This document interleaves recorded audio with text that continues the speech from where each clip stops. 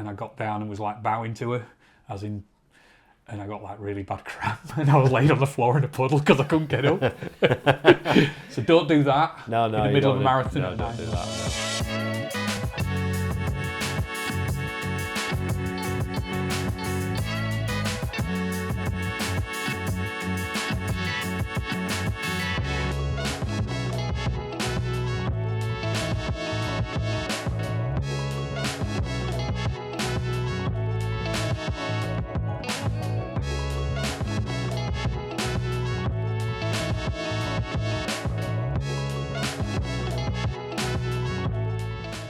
Welcome to this episode of The Full Distance Podcast.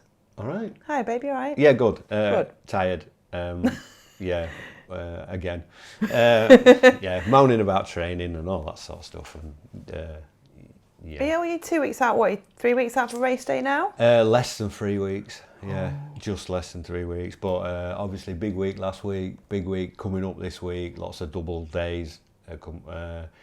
2 hard run sessions this weekend, so knees a bit sore. So I'm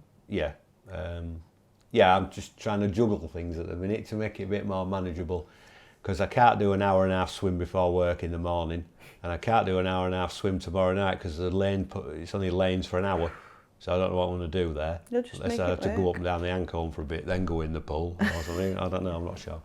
We'll work it out anyway. So a bit tired, I'm ready for taper week, to be honest. I'm really looking forward to that. How are you? I'm okay. I'm tired too.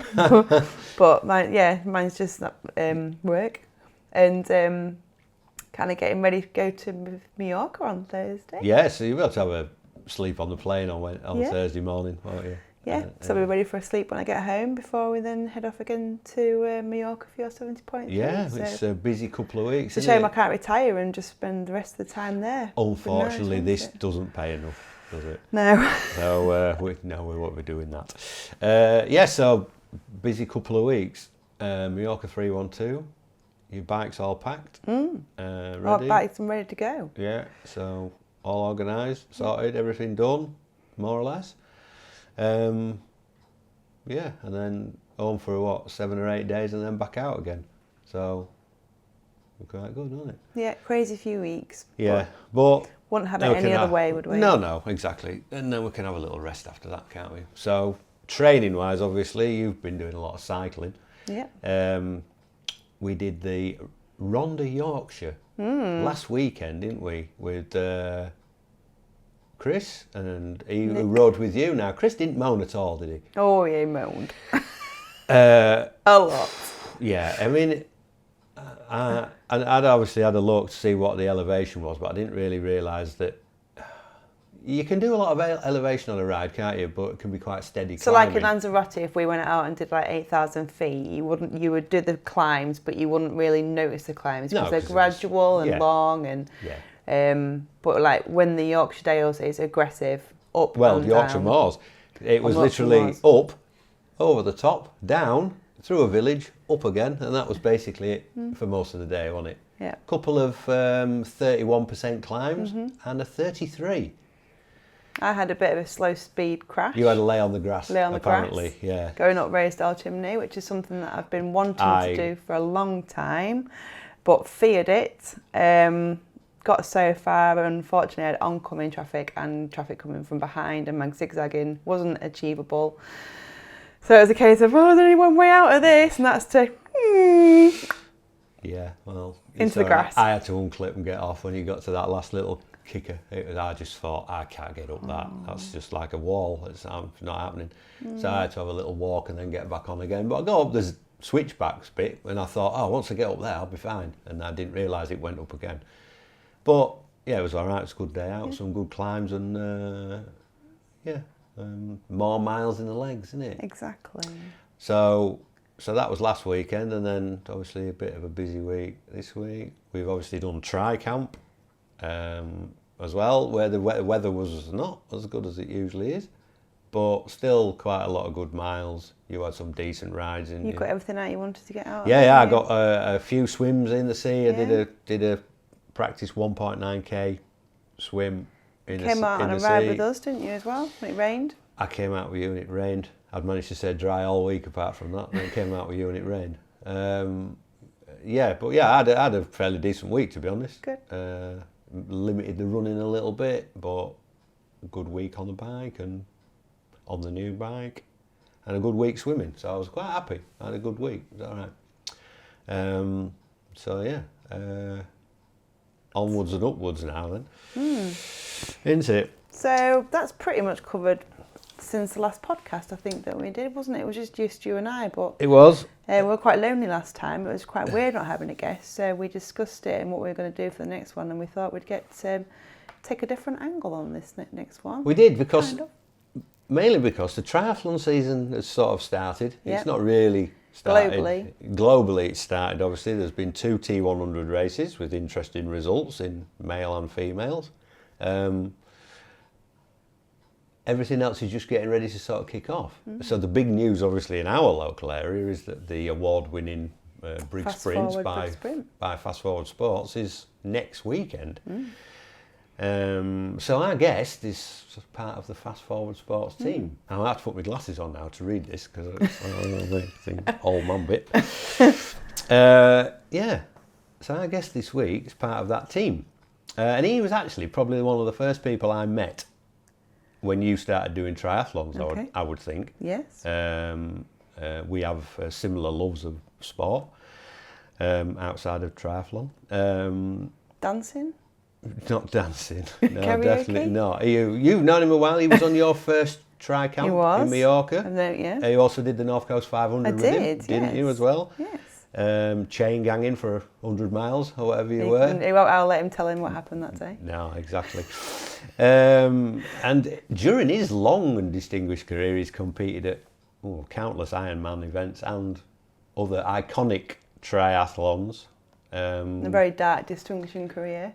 Yeah, culminating probably in getting the black T-shirt at the Norseman last year. And this year, obviously, he's racing at Kona in the World Championships. Oh, it gives me goosebumps. Oh, look at that. So our guest on this episode is Mr. David Hinch. So let's get him in and have a chat. David. Ollie. You're in charge. I know I'm in charge. This is not good. So, thank you for joining us on tonight's podcast.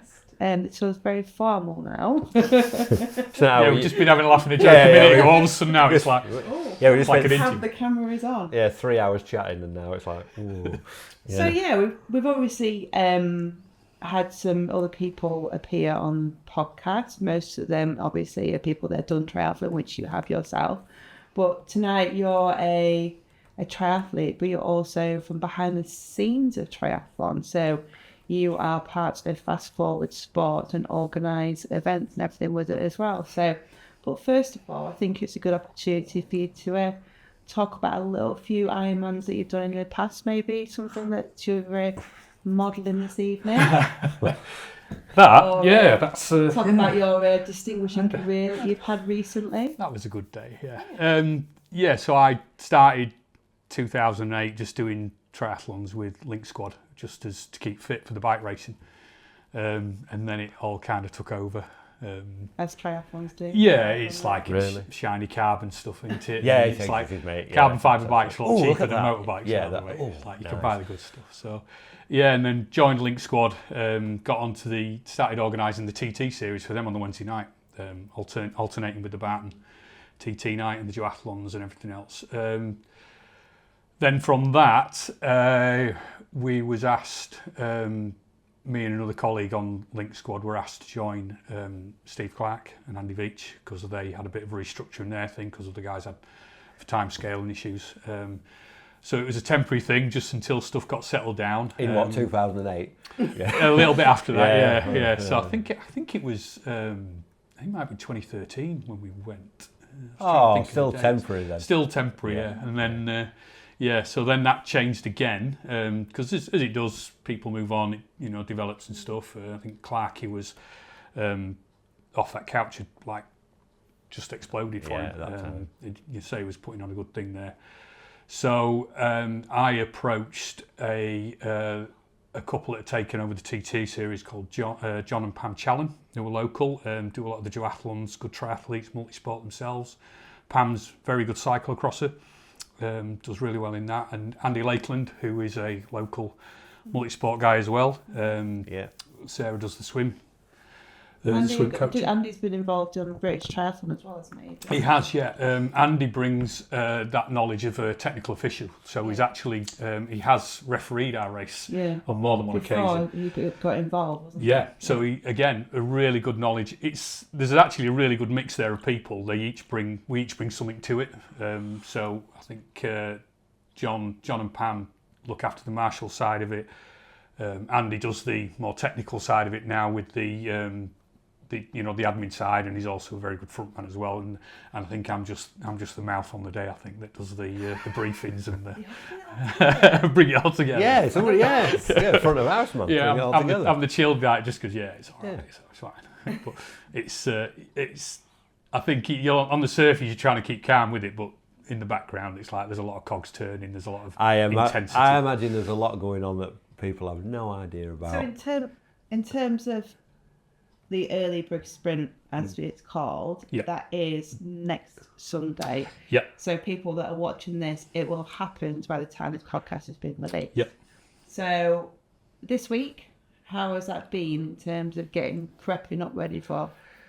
It's kind of it starts off fast in so much as then you get your applications in, you decide the dates. The dates are fairly set within the calendar. Traditionally, there's been lots of races in this area, and we always try to align with other organisers, because what you don't want is a clash of events. The philosophy has always been for the triathletes where we're trying to put races on for them that they want to do. So you try and stagger it. Yeah. The idea is not to clash with local stuff, whether it's duathlons, big races, and so we tended to go at the beginning of the year, and then the link squad on a similar course was at the end of the year. And the idea was that then you could see your training. If you'd done the race in September, then you would then enter our race, and then you've got that block of a winter, but then you've also got a goal for the race in September on a similar course. There was a lot of changes within Brig, which meant that there was more roundabouts, mini roundabouts and junction crossings, and it's just become, for us, quite difficult to put the run course on there. So we altered our course to what it is now. And I like the course. I mean, I think there's just been a discussion of the grass. The grass section last year was interesting. It's never been called that before. Different, mate. But when it is what it is, it's the same for everybody. Everybody has to run it. Yeah. So that's the kind of context of what it is, because you're trying to fit all this within a certain parameters. It's like you're not allowed right-hand turns on the course across the traffic. So you can look at somewhere and you think, right, there's an area of water there, or there's a pool, or there's a leisure centre. And then when you try and plot a course, to actually then do it as a loop within the 20 kilometres or whatever the distances are, and then you've got to link it to a run, you need somewhere to put the bikes. It's sometimes... On the run course, which I'm assuming is the same next weekend as it was last year, slightly. But I think there was only the one bit where you run down the road and then you go through that little thicket, and it's quite narrow through there. So obviously, if someone's coming the other way, one of you's going in the nettles, because it's not wide enough for two to... Luckily, when I went through, there wasn't anybody coming, so I was all right. But I can imagine it could get quite busy on that bit. Well, it's like the rules of the road, isn't it? It's biggest wins. Yeah, exactly. Surely. Yeah, that's it. Hold your stare and keep going. But the thing, within the context of a 5k race, you've talked about something that's potentially 2 seconds. Yeah. It's But if you want a certain time and that 2 seconds, but that's there's been incidents over the years, and I always try and speak to the person afterwards and say, look, you're getting upset over a small race you're getting upset about a sprint race in a small town, and really. Yeah, but it's an award-winning sprint race. It is, for them reasons. Yeah, so it's a team. Come on, it is. Yeah. But the idea of that grass that went zigzag, I thought it was interesting at the time, bringing you up and down. In the field. It was, but that was to make the 5k. Yeah, to make it up, yeah. But I think it's better to run on grass with other people like now. They wanted to, so we've changed that. Oh, interesting. I'll be there as a spectator next weekend, so I'll have a look, see what it is then. But I enjoyed it when I did it. It's good. It was my first one. Yeah. And it was all right. You've done it a few times. Yeah. Was it your first one? Yeah, it was my first ever one. Ended up on the podium that year, I believe. Yeah. Oh, who was handing out the trophies? Yeah, you because you did. Was it goal as well? Yeah, did you win podium goal? Second. Yeah, that was right. Because we come off tri-camp and it's me and Bex, wasn't there? Yeah. And it was literally like 3 seconds between us. Yeah. See, that's the thing with sprints as well. It's competitive because it is so quick. And it rained that year as well, didn't it? And transitions is just... it's mad. It's just, You think of like when you've done them both now, you've done the Ironmans and you've done the sprint, you've done almost the two ends of the scale. It is you just short and cheap. It's just flat out for an hour. It literally. It's hard. I would consider a sprint is harder because you're not paced. It's red line. You are running from the pool. Yeah. Everything is just chaos. But I think from a experience of doing triathlons, probably because it's local, but I will blow the trumpet of Brick because it's perfect for where the swimming pool is. The bike course itself is absolutely brilliant because it's a time trial. It's out the way. It's you've got a couple of flat, decent turns which you can get some decent speed into them. You've got a couple of roundabouts to negotiate. It's good. Yeah. It really is. It's a great location. It really is. Great. When you think I think I went off on a crazy year that year because I was like, I found I'm quite good at something. I want to do more. And it's just kind of like finding all these triathlons. And we ended up going to Home First. Oh God, yeah, I was we desperate. did. I was like, we went to Home First. You do a sprint, didn't we? A sprint, and it was hilly. It was hard. It was the run was all off road. And it was. Yeah. Do you know what I mean? But I think it's because in your mind, like Brig is so good. Yeah. And you try and find some other sprint triathlon that's going to replicate it. That's what I think. I genuinely don't think you replicate Brig. Because I don't know, it's because you know the swimming pool, it's a good pull, a good pull. An exit right in the corner and then the ramp coming down. But I think the other thing is as well, I think we try and create like a big event feel to it, and it helps, I think, that local people, you can get to it, so you've got the supporters, you're not just one person out there on the bike, you can see people on the out and back, and I think it's you're trying to replicate that big event feel whenever you do it, whether it's the signage, just simple things like having arrows, the finish line arch, like safety barriers around for people. You're just trying to make it, all this stuff we're trying to put back in just to make it like a feel. So if it's your first event and you're getting, like, I think back in the day we was handing out Haribos and it's that's kind of stuff's gone now because it's getting where you're pinching stuff a little, but it's you're trying to make it memorable, aren't you? To make people remember that if that's the only one they ever do.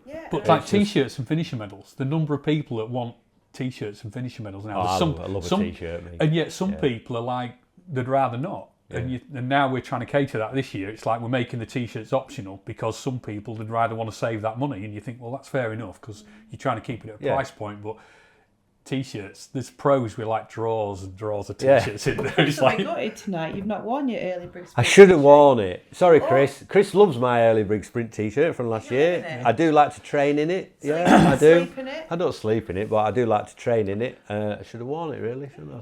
Well, I've not slept for weeks because I've been thinking about which t-shirt I had, and it was like, and I know you're thinking this is an easy choice. It must have been a tough decision, to be honest, because you've done plenty of races, so you must have plenty of good finishers t-shirts. Yeah, I've got a couple. You've got about 18 from Ironman Wales. Ragbox. That's your finished one. You get one presented, so that's gone in the vault. Oh, I see. And then I've got a couple more. I bought a couple. You're allowed to buy them at the end of the race, so I've got one in a screen. One in a frame that's going in a frame, and then I have another one spare one just in the drawer for.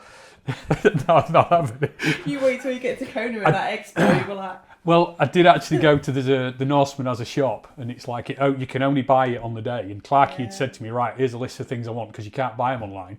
And I went in there. That's good though. It is. That's how it should be. Yeah, but now they changed it. You can buy it online, can't you? Oh, can you? But yeah. Oh, I got. Yeah, one of them. In fact, an ex-competitor also messaged me on. I'd never met him, and he basically says, I wanted to get a jacket last year, I couldn't get it, will you get me one? So I had no idea who he is, and he just sent me the money. And I was like, posted it. I think it went to the Isle of Wight or Jersey, something like that. It was incredible. Yeah. So it shows how much it means to people, doesn't it? It was a good day. Yeah. So in terms of organising, being behind the scenes in an event, what's the best thing you get out of doing running? I genuinely enjoy putting on the event for people of the different levels. I get the first timers.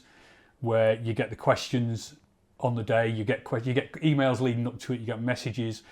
The first timers that we know mutually that have like done it, that have probably a bit worried about the swimming, they're worried about everything. Yeah. And it's like, it's fine. It's like, and you're just trying to like work with them guys. But then you also see when you see somebody really good at a sport, it's like somebody really good at an instrument, somebody really good at riding, somebody that's really good at something, and the swimming, tumble turns, bang, bang, bang. It's like a sub 6 minute swim, and then straight out, transition, gone, jumping on the bike, and you're just like, then it's just, when you see something good, it's just into it. I get that. You can see both sides of it. I helped you out one year, and I think I did the swim times and you did, got everybody ready. So that was the first time I really got to see from that side.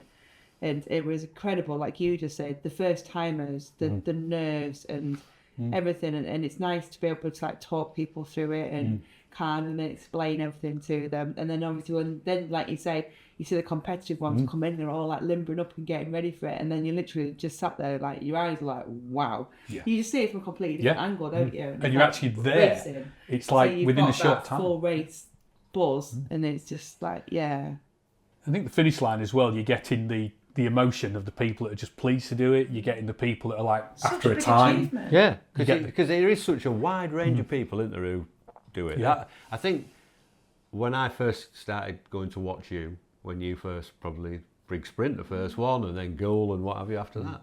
It's just, you think, I'm off to watch a triathlon. So in your head, you've not watched one before, you've not been. So you think everyone's going to be mega fit and this, that and the other, and they're all going to weigh 6 stone and they're going to do whatever. And you turn up and there's people on mountain bikes and all sorts of stuff. Anybody can rock up and have a go, can't they? And you think then, actually, anyone can come and do this. It's like, so you don't have to have a racer, you don't have to have a pair of cycling shoes, you don't have to whatever. You can literally just enter and have a go at it. And we encourage that, as long as you get there and as long as the bike's safe.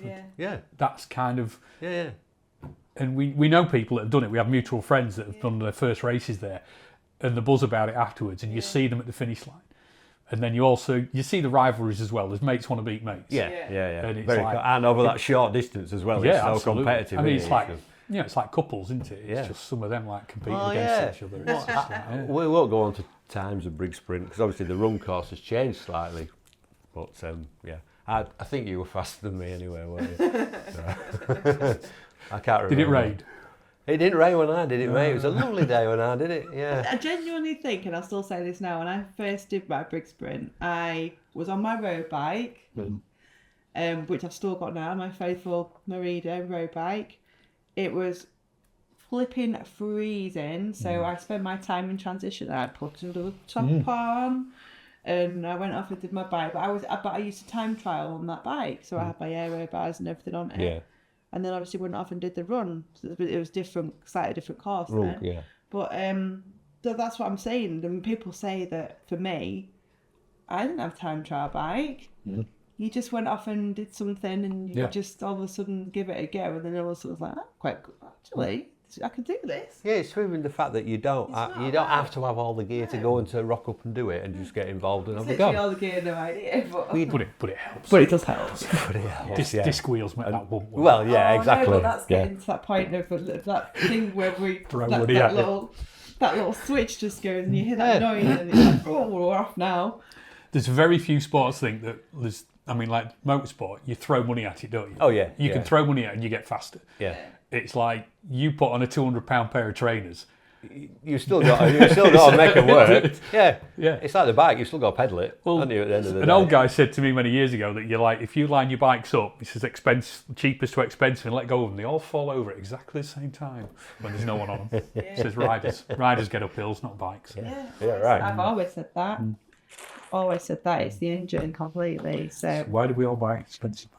Because they look nice and they sound amazing. So that was your best part. What is the worst part? You don't have to expand on it if you don't want to, but I imagine you get a few difficulties. Yeah, it's. I think it's just. There's an intense worry. There is a massive worry. The responsibilities are huge. We've had accidents. We've had little accidents, but it's just that. It's just. I think when the first person comes back, that's like a tick that the arrows are fine. Yeah. You know, that's it. One person's found the way back. That's it. The rest of you are all idiots. Should, I mean,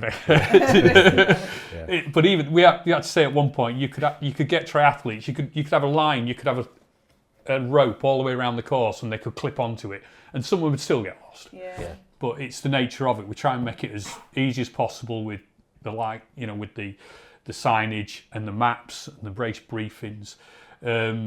We've had, like say, when the weather turns as well, you think that's a little bit worrying.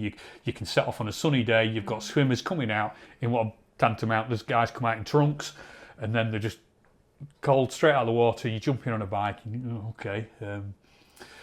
One of the events we don't do it at the moment, but that was the Lincolnshire Edge at the Open Water Swim Academy. So you've got this massive expanse of water, and you've got people swimming out, you've got safety there, you've got the kayakers, you've got everything else in place, you've got spotters, but you're counting them out, you're counting them back, and it's so there's an intensity to it. Is there any chance that'll ever come back, or is it too early? Yeah, it's the thing is, again, it's just everyone seems to have started the work in the last year. I think whether or not it was because of the recent the COVID thing or whatever, that people have now decided work needs to be done, but they did a massive amount of work on the base of it. So it's, again, a cracking venue. There isn't a perfect venue. It's the car park and the transition and the entrance and things like that, but nothing we couldn't work on. So the answer is yes, we'd love to have it back, and I think in principle it's kind of there. Yeah. It's just how we organise that. It's, again, we've looked at alternative venues, but it's there. Lends a cracking bike course, so it does. Yeah, the run, like I say, there isn't a perfect course, but it's a nice thing to do, and it's fresh water. Yeah. And Anglian Water supported us for it for a long time. All right, cool. So they were open to it. So we keep trying, we keep bringing it back again. I wouldn't want to put on a sea swim event, but say incidents on the bike. We've had long loads. Scorby Brook, remember that year where there was the mini roundabout at Scorby Brook coming out of Brig, and there was like a load that the police escorted, and it blocked part of the course. They get stuck on the roundabout. And then people were queuing up, had to wait because the police are there, so as you do, you basically wait. And I think on traffic there's obviously been roadways have popped up sometimes as well, isn't there? Absolutely. Yeah. We do check that beforehand so we can accommodate that with the lights. But on this occasion, so this lorry was blocking the road as it went around negotiating the corner, and then a racer on his TT bike decided to, at full chat in TT position, mount the curb and go straight through everything. And, interesting. It was very interesting that because he had his name on the back as well. Did he? Which made it really easy. Oh, yeah. Is there anything else which is a challenge when it comes to organising events? A few years ago, it was just the numbers. Quite a lot of the organisers, and we're very lucky that we have full-time jobs and we do this for fun to keep the races local and to keep it going, so there is an event for people. For passionate you think of the races that have dropped out. Big companies have folded, events that you can't do anymore.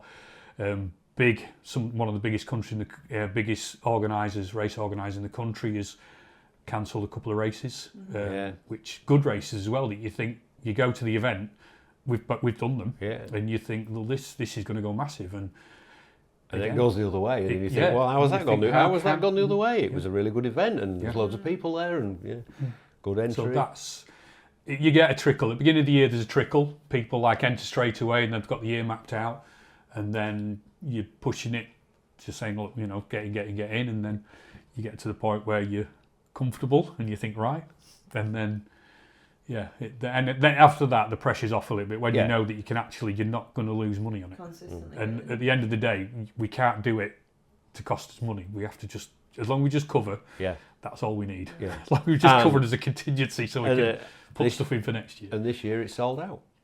Yeah, very, very happy with that. I think it's just generally, I think the sport is maybe coming back a little. Mm-hmm. I think people want to race, and that has always been the case. People want to race. It's putting something on for them. Yeah. We're never going to put an Ironman on. We're never going to put on like super expensive races. The idea is to keep people. And accessible. And people want to. Price is a key thing, isn't it? Yeah. There's a lot of races that it is. are cheap to enter, and they're the races that a lot of people want to do because they don't want to spend a fortune. You know, I think they're very much keep you grounded kind of events, because like all you say that if you do go down the Ironman route, like we know you can spend a small fortune on what you spend to do it, but a sprint, because it's fun, it's local, you support the local community, your family, your friends, and everybody can come and watch you and support you. And you're done within a short period of time. Yes, doesn't write off your full day, does it? And people can watch you. They actually see you. They see you come out the pool, and then 45 minutes later, give or take, they see you on the bike. Yeah. You can. It's all centred around the pool area, isn't it? So it's a nice distance to train for as well, isn't it? That you can do your park runs on a weekend. Yes. So that's a good thing for people to want to do from a free point of view.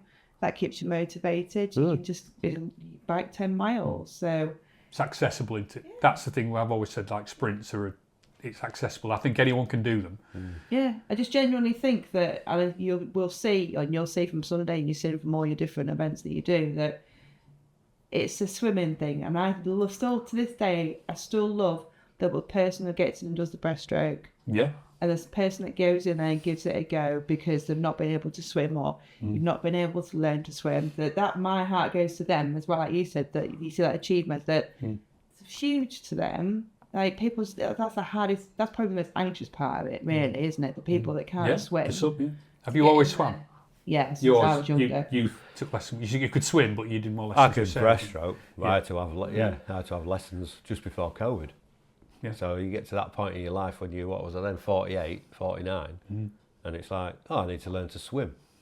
Yeah. You don't think you're going to be doing that when you're 48, 49, do you? Do you know what I mean? Well, I could swim, and it's like, so you think, right, 16 lengths. So I remember getting in the pool with my mate, and we started swimming, did 4 lengths, and we were blowing. And it's like, we got ourselves into We've got to do that 4 more times. Yeah, and then you think, you get halfway through it, and when you're a good swimmer, and when you're a swimmer that's come from swimming when you were a kid, it's like, it's just a warm up, isn't it? But I was telling the story to Chris and Katie at the meal on the Tricamp, because I told she was worried about the swimming. I'm like, right. So one year we had a guy put a really long time on the swim, and I'm like, that can't be right. So we still put him in the first wave. And they set off from the shallow end, and you could see, like, he's swimming. Yeah. Got to the end, touched the deep end, and you think, right, and he waited, hung on, got his breath, and then he pushed off again, and you could see he was swimming. He got there. As soon as his feet could touch the water, halfway along, he walked, he waded to the shallow end, touched the end, walked and back, and he did that. Did he? And I think at the time someone came up to me and says, what are you going to do about that? And I'm like, what do you want me to do? It's like as long as you don't do backstroke. Yeah. He's going from one end of the pool to the other. So he did a 200 metre swim and a 200 metre walk. But technically, I mean, it's not how legit it is. I don't know. I told the story to Hinchy when he was a BTF ref, and he was like, it's kind of, we had a good discussion about it that evening about the legitimacy of it. But for me, I will argue to a BTF referee, you can't DQ them because they're doing it. Yeah. And it's like, that's what you want. And I'd love to remember his name and just see if he carried on, did another event after that and did the full 16 lengths. And I think that's quite hard. I understand all the rules, but it's quite hard because it's got him in there. It's got him doing it. Yeah.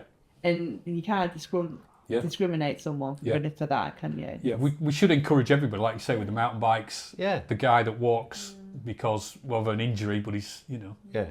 I was just thinking then, so just talking about obviously the triathlon side of things, and my train of thought went to where you won an award last year, didn't you? What, a personal award? Yeah, a personal award. I thought you meant the joke one. No, you won. What did you win last year? I got off that couch Male of the Year, which... And very well deserved. So you had a cracking year last year, didn't you? It was... So roll out your year. Well, actually, I'll just interject here for a minute. Okay. He actually took it seriously and actually did a load of training. It's true. Because it is true. Because when I first met David, and the first time I probably saw him race, was probably Ironman Wales 2022. So I don't think That's I've the year seen. I raced. I don't think I might have seen you at an outlaw event or something like that, maybe. But you always came across to me as someone who was a bit happy-go-lucky and maybe went for a little bike ride now and again. Well, I'll rock up and do Ironman Wales anyway because I know I can do it. So I've done it before. But last year, you did some proper training and actually put a bit of effort in last year. It was, I mean, I'd turn up at tri camps and my nutrition was M&M's, wasn't it? And It still is. and Still it is. still is. And I think there's, like we discussed off camera earlier, that you get to a level of intensity, you do things and you kind of expect the results back. And I think by taking the pressure off and not necessarily putting that pressure on yourself, you sometimes can have a bit of a better day. And you're a bit more relaxed in your head. Yeah, and I get that there's some races that want that intensity. We know guys that have put, I mean, Steve Grocock, I spoke to him about this, and he said his goal has always been to get as good as he could because that's been his background. He's done it when he was swimming.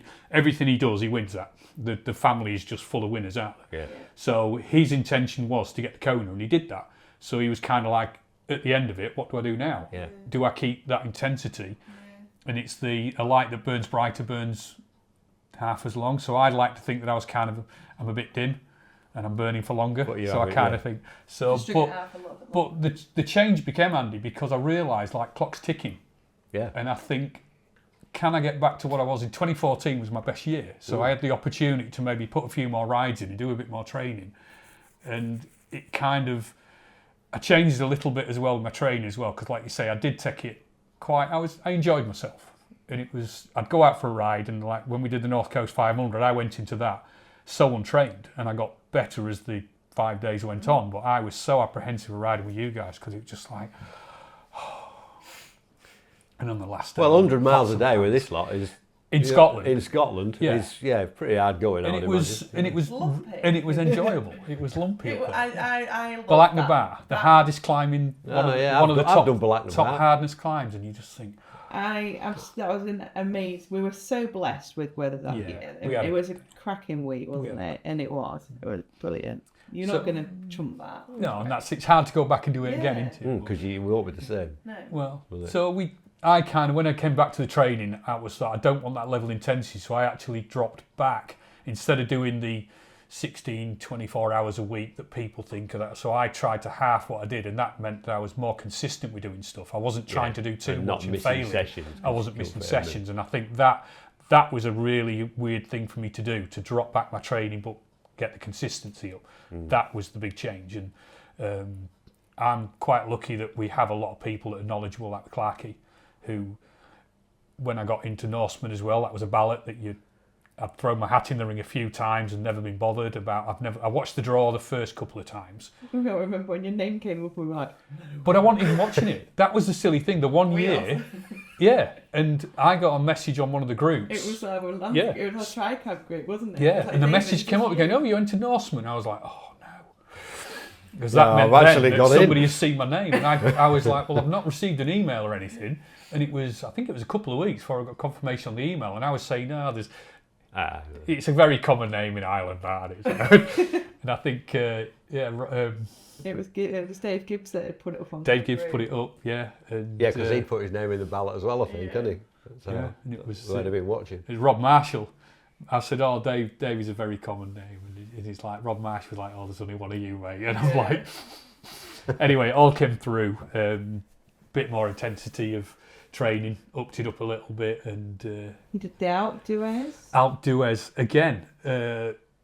Iconic. It was a kind of bucket lit race that came all at once. Went with Mel as a friend. We kind of had an agreement that if I would do that, then she would be on the team for Norseman. And Richard Olsen, who's the big Swede who's done Norseman 3 times, he was the nice. He was the angry and Mel was the nice, because you kind of need both there. You need that someone there that knows what they're doing and shouts at you, and then the other person just to kind of like when it all mop it all up. goes. Great. Yeah, because it is just the Norseman I got out to swim so far back. It was just unbelievable. I don't know whether. Well, I'm not the world's best swimmer, and I thought I was doing all right. You can see the floor and you could see the kelp, and I was swimming. I could see it moving. I'm thinking, you know what? And to get out the water and just see only a few bikes left absolutely just kicked me so hard in the guts. You can see on the picture of me, I'm like looking across at the racking, and I had a plan of being in a certain position at certain times, as we do. Yeah. And that was, so the bike was just So you all were in. on the back foot from the start. Oh, right, yeah. And mentally then, it's hard, isn't it? Oh, it was like, it was get angry time again, which I don't like doing. I genuinely don't like it because, and I think there's pictures of me that they took from the car and they're trying to have conversations with me and I was not happy.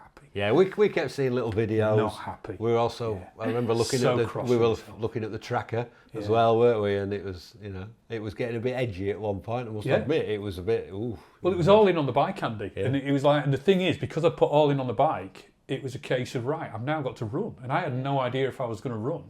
And it was like, right, let's try and just run. Let's do 1 kilometre. Let's try and get to 5k. And then we got to 10k and it was like, well, and I was taking a few people and then it was a zombie hill and that's when the wheels fell off and everything just went wrong from there. It was like, I'd trained for a cold race and it was hot. Yeah. And I was like... Yeah, how does that? Yeah.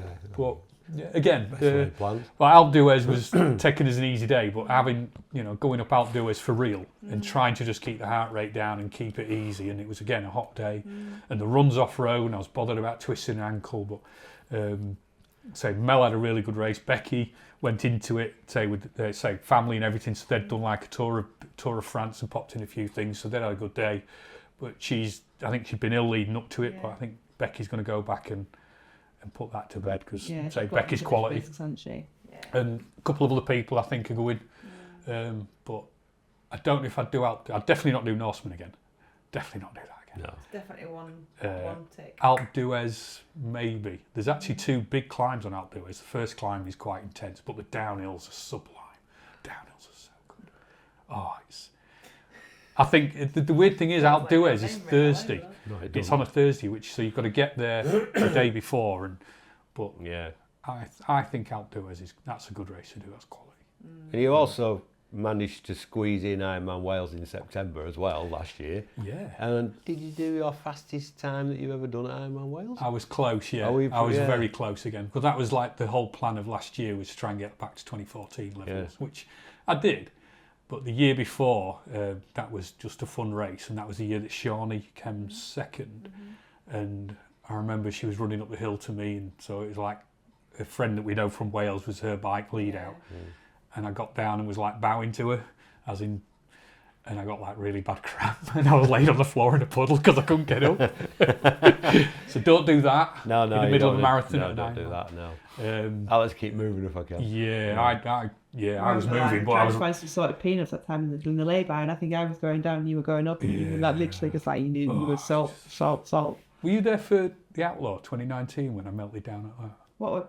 I was there one year, yes. 2019 when it was 2019. Yeah, that was the year that I'd gone into it again, not really trained. And we'd got because wasn't that the year when you had the ice cream at the end? Yeah. So we'd gone home by that point. Yeah, in the daytime you weren't. And it was, typical trying to blag. You said, you managed to blag it, and you managed to, and did the swim, got out, and I was about the same time as I normally do. I think, all right, got off the bike again, similar times to what I normally do. I've blagged another one here. Yeah. Got off on the run. I don't know what happened, but just halfway around, it was awful. It was the worst thing ever. And I think one of the Steve Canning, who's a very good cycle coach, local link squad.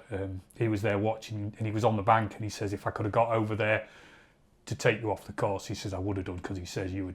He says you normally don't make a lot of sense, but he says you were not making a lot of sense at that. And afterwards, it was awful. I mean, and he said to me, it's the best thing that could have happened to you. He says finally. He says finally realised that you're going to have to put it in. And he was right, and it's stuck with me that. Yeah. Bill Binch still laughs at me over that because he saw it as well. But yeah, sometimes you need that, don't you? Yeah. But the upshot of that then being, you did put a lot of effort in last year and had a really good year. And well, because what they did to Kona, it meant that I could then enter Wales last year because you guys went on your own. Mm-hmm. So it meant that I could then do Wales again, which was an enjoyable race, just to try and just see pots and pans. So there's not many people that get to go to Hawaii twice in the classic. No, 2 years on the trot. Yeah. Go to swim with turtles and it's you can see the draw, can't you? It's a special place. Yeah. I think like Wales, I think I'll probably go back to Wales in September just to watch for the guys that are doing the race there. Yeah. Because there's something that just draws you there, isn't there? It's 100 foot done on Friday. Yeah, go do Saunders Foot Triathlon on Friday night. Yeah. Oh, I might retire by. Oh no, it's September, isn't it? Yeah, no, you're all right. You want to Nice retire warm-up, because you, Conan. kind of warm up, do a sprint. Yeah. Well, the bike thing was last year at Wales. The bike thing was do you know I stripped everything off it? I had no flat kit. Yeah. I had nothing You- on. I went to make it as light as possible. You passed me, didn't you? Yeah. Out towards Fresh. So if anything would have happened, if I had Yeah. a puncture or any mechanical, that'd have been it, game over. Yeah. And I just thought, let's You see what just we went for it. And just It was like, what can I do? It was kind of like, especially after Norseman, of like putting a bit of effort in not watching Power. It's like, well, let's see what we can do. So it was like proper head down, because it took me ages to catch Dan, Yeah. because I thought Dan's gone. Dan had a good day. And obviously Dan being a really good swimmer as well. Yeah. So we know you're a good swimmer. We know you love it, Dan. All right. Going well, mate. Yeah, but really good swimmer. So he's out the water way in front of Yeah. me or you or whatever who are less Yeah. blessed in the swimming department. But yeah. So there's one question that we always like to ask, and that question is: swim, bike, or run? Oh, bike. There you go. Absolutely bike. It's always the bike. Always the bike. Sorry, Dan, that's another one. Yeah. But I do wish I was a better swimmer. I And a really better- do. Yeah, I I think wish I we all think wish we were better. those of us who aren't good swimmers do wish we were. Yeah. But like you said, it's the amount of effort you have to put in. It's just magic in it. That's what it is. It's just I don't understand. Tina Wilson. I don't It's understand it. I It's just just there's something going on. It's what happens under the water. She said, "I'm like, okay." Oh yeah, no, that is true. I can vouch for that. She did us a little video, didn't she? And yeah, it was quite You just want that magic bullet, You're don't you? doing You that, can't yeah. you can buy a fast bike, you can get disc wheels, you can buy fancy trainers, yeah. but swimming, don't matter what you do. Yeah, so I've been through wetsuits, just trying different wetsuits, and none of them seem to work for me. No, Technique. all technique in it. All technique. Yeah. So no, anyway, thank you very much. We wish you all the very best for a fantastic, trouble-free event on Sunday. Yeah. Had a quick look at the start list myself earlier on, as you do as as an ex-racer, Yeah. Oh, I hadn't looked at that. and to see what the sort of results have been there. And yeah, there's not many. Like, there's a lot of different names in there. Some names in there I've not seen for quite a long period of time as well. It's good to see come back from a few people. Yeah, isn't it? Yeah. And then male and females. So yeah, it'd be interesting. Be interesting. Thanks very much for coming in. Okay. Great to have you on. Great chat. Thanks very much for watching, Thank and you. we'll see you all soon. Thanks.